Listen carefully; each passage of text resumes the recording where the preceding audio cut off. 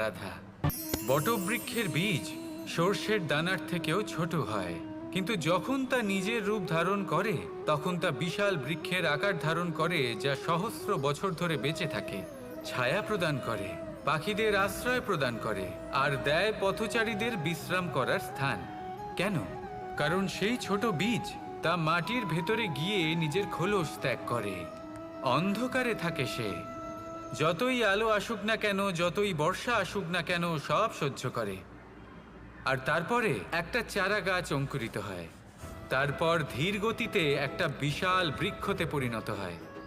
দেখুন, জীবনে কঠিন সময় আসে, এই জন্য নয় যে আপনি হার মেনে নেবেন, এই জন্য আসে যাতে আপনি ভবিষ্যৎ নির্মাণের জন্য নিজেকে তৈরি করতে পারেন।